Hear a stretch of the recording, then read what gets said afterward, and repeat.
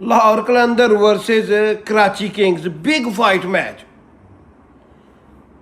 Last over में क्या ड्रामेबाजी हुई है।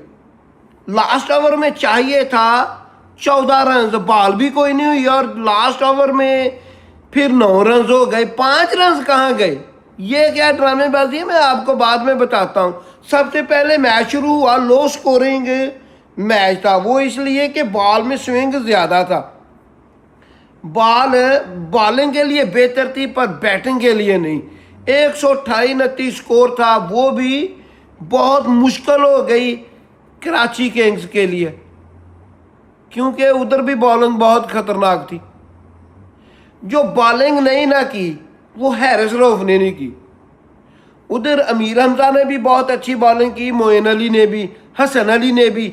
इधर लाहौर की जानब से शाहीन शाह अफरीदी ने कमाल की बॉलिंग की, उसामा मीर ने, तमाम ने बहुत अच्छी बॉलिंग की। अबैद शाह ने भी, सवाए हैरिस रऊफ के।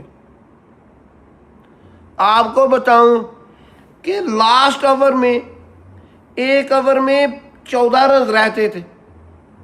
अचानक बॉल चेक किया एम्पायर ने और पूछा ये क्या किया आपने, बॉल तो ख़राब हुई है। ख़राब कैसे की? प्लंटी लगेगी 5 रन की। 5 रन की प्लंटी दे दी और इस प्लंटी में एक जो फील्डर था बाहर, वो दायरे में ले आए। ये प्लंटी लगी है। फिर 6 बॉलों पर 9 रन रह गए और ऊपर से इतनी डफर और बेकार बॉलिंग है, यानी कि एक प्रॉपर बैट्समैन भी नहीं है आसिफ अफरीदी। आसिफ अफरीदी से खामोशी के साथ एक चौका खा लिया, एक छिक्का खा लिया। यानी कि आप तसव्वुर नहीं कर सकते कि पाकिस्तानी बॉलर शाहीन शाह अफरीदी हो चाहे हैरिस रऊफ हो।